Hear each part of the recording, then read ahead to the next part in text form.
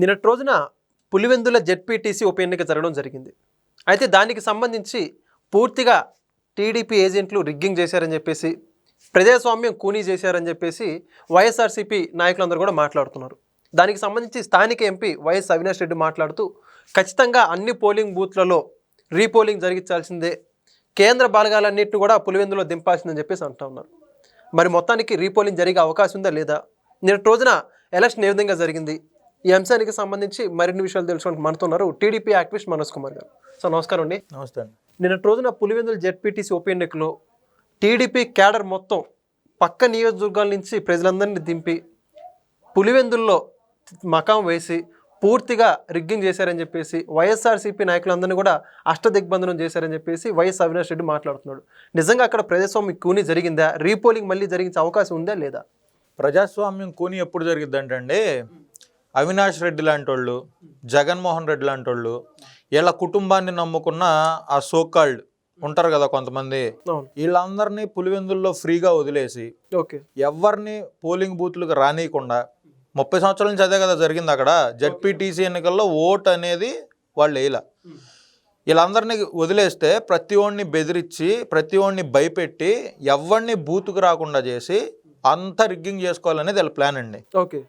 ప్రజాస్వామ్యాన్ని కాపాడడం కోసం ఏం చేశారు, అక్కడ ఎవరెవరి మీద అయితే కేసులు ఉంటాయో, ఎవరెవరైతే విద్వేషాలు రెచ్చగొట్టే అవకాశాలు ఉంటాయో వాళ్ళందరినీ ముందస్తుగా అరెస్ట్ చేశారు.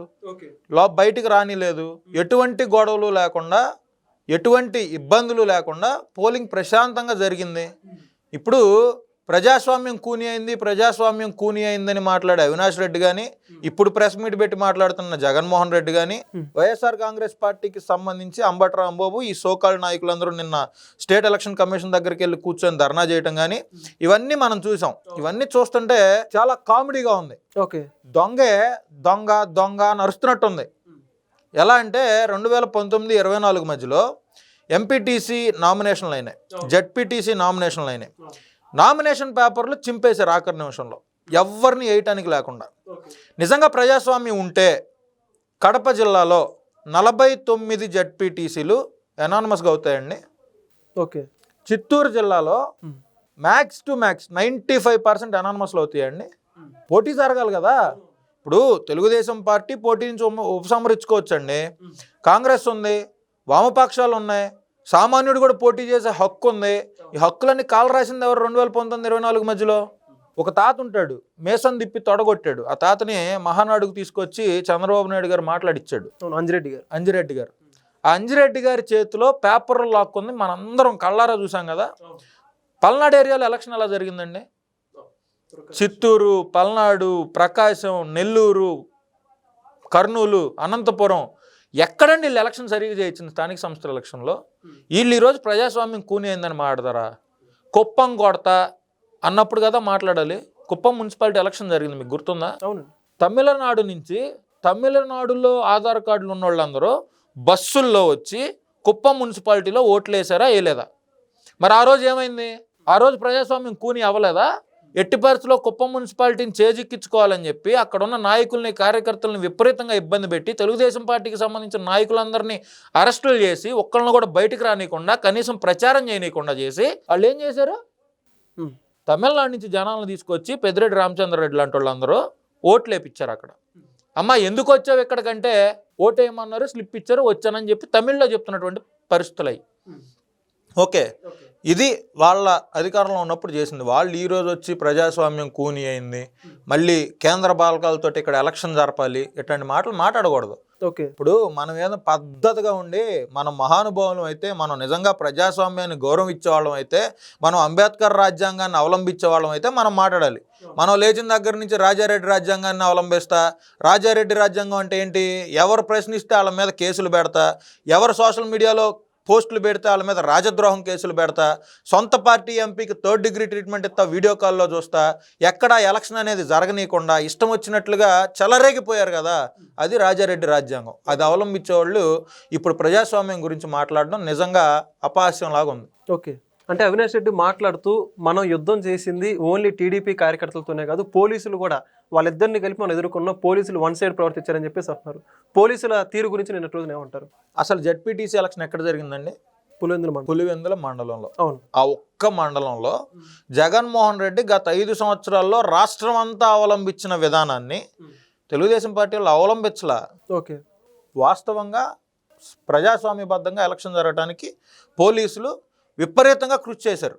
కానీ గత 5 సంవత్సరాల్లో ఇప్పుడు పోలీసుల గురించి మాట్లాడుతున్న ఈ అవినాష్ రెడ్డి, ఈ జగన్మోహన్ రెడ్డి గత 5 సంవత్సరాల్లో రాజధాని అమరావతిని మార్చారండి. అవును. 3 రాజధానులు అన్నారు. 28,000 మంది రైతులు, 34,000 ఎకరాలు ఎవరి కోసం ఇచ్చారు భూములు? రాష్ట్రం కోసం, రాష్ట్ర ప్రజానీకం కోసం, రాష్ట్ర భవిష్యత్తు కోసం ఇచ్చారు. అట్లాంటి వాళ్ళని ఏం చేశారు? అదే పోలీసులను పెట్టి బూటు కాళ్ళతో కడుపులో దానలేదా? మహిళల్ని కడుపులో దానలేదా? 3 రాజధానుల శిబిరం అని ఒకటి పెట్టి ఈ నందిగం సురేష్ అనే వ్యక్తి డబ్బులు ఇచ్చి కూర్చోబెట్టి వీళ్ళకి వ్యతిరేకంగా అక్కడ చేయలేదా? అంటే ప్రజాస్వామ్యం అంటే ప్రతి ఒక్కడికి ధర్నా చేసే హక్కు ఉంటుంది, వాళ్ళ యొక్క భావాన్ని వ్యక్తీకరించే హక్కు ఉంటుంది కదా. ముళ్ళ కంచెలు వేయాల్సిన పని ఏంటండి? వాళ్ళు రైతులే కదా, మీకులాగా ఉగ్రవాదులు కాదు కదా. రైతులకు ముళ్ళ కంచెలు వేసిన బాపత ఏళ్ళది. రంగనాయకమ్మ గారిని సిఐడి ఆఫీస్కి పిలిపించారా లేదా? యూట్యూబర్లని సిఐడి ఆఫీస్కి పిలిపించి కొట్టారా లేదా? ఎంతమందిని కొట్టారు? అసలు ఎవరి మీద కేసులు పెట్టలేదు చెప్పమనండి. వీళ్ళు ఈరోజు పోలీస్ వ్యవస్థ గురించి ఒక మండలంలో జరిగిన దాని గురించి చెప్తున్నారు.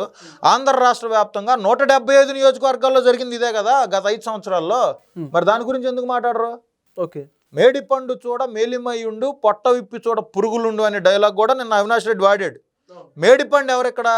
జగన్మోహన్ రెడ్డి, అవినాష్ రెడ్డి. ఎందుకు మేడిపండు అంటున్నానంటే బాబాయ్ హత్య జరిగింది. ఫస్ట్ గుండెపోటు అని చెప్పి ప్రచారం చేసి అది గుండెపోటులాగే ఆ కేసు క్లోజ్ చేయాలని చాలామంది చూశారు.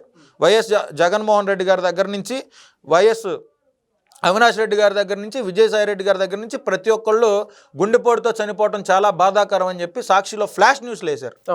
కట్ చేస్తే సాయంత్రానికి ఆదినారాయణ రెడ్డి, బీటెక్ రవి, ఇప్పుడు వెళ్ళి జగన్మోహన్ రెడ్డి సంకనాగుతున్నాడు కదా సతీష్ రెడ్డి, ఆ సతీష్ రెడ్డి పేర్లు పెట్టి సునీత గారి దగ్గరికి వెళ్ళి ఒక పేపర్ మీద సంతకం పెట్టాలని అడిగారు. అంటే వాళ్ళ మైండ్ సెట్ చూడండి. బయటకేమో సాధు జంతువుల్లాగా నేను బట్టలను నొక్కుతా, నేను ప్రజలకి సేవ చేస్తా, పేదవాళ్ళందరూ నా వాళ్ళు, పేదవాళ్ళకి ఆర్థికంగా సాయం చేయడమే నా లక్ష్యం, ఈ నవరత్నాల లక్ష్యం అని మాట్లాడిన జగన్మోహన్ రెడ్డి సొంత ఇంట్లో సొంత బాబాయిని హత్య చేసేసి నారాసుర రక్త చరిత్ర అని పేపర్లో వేసాడు. ఇదే హత్య కేసును విచారించడానికి సిబిఐ వాళ్ళు వచ్చారు కదా. సిబిఐ వాళ్ళు వస్తే వాళ్ళని ఏ విధంగా ట్రీట్ చేశాడు ఇదే పోలీసులతోటి. ఈరోజు కేంద్ర బలగాల గురించి మాట్లాడుతున్న అవినాష్ రెడ్డి కానీ, ఇప్పుడు ప్రెస్ మీట్ పెట్టి మాట్లాడుతున్న జగన్మోహన్ రెడ్డి కానీ, ఆ రోజు సిబిఐ వాళ్ళని ఎందుకు ఇబ్బంది పెట్టారు? 300 మంది పోలీసులు కర్నూలు సిబిఐ వాళ్ళు వస్తే వాళ్ళని వెంటాడి వేధించి అరెస్ట్ చేయాలని ఎందుకు చూశారు? కనీసం వాళ్ళ ప్రాథమిక హక్కు ఏంటి? వాళ్ళకి ఇచ్చిన డ్యూటీని వాళ్ళు చేయటం. ఆ హత్య ఎలా జరిగింది, దీంట్లో వాస్తవాలు ఏంటని చెప్పటం. ఆ చెప్పే ప్రయత్నంలో భాగంగా వాళ్ళ ఎంక్వైరీకి వస్తే వాళ్ళని బెదిరించి, వాళ్ళని భయపెట్టి ఎంత చేశారు? వీళ్ళు ఈరోజు మేడిపండుల గురించి, పొట్ట విప్పి చూడ పురుగులు ఉండని మాట్లాడడం, ప్రజాస్వామ్యం గురించి మాట్లాడడం, పోలీస్ వ్యవస్థ గురించి మాట్లాడడం నిజంగా జనాలు చూసి విపరీతంగా నవ్వుకుంటున్నారు. కమిడియన్స్ అయిపోయారు వీళ్ళు. Thank you. నమస్తే. Please subscribe to Leo news for more videos.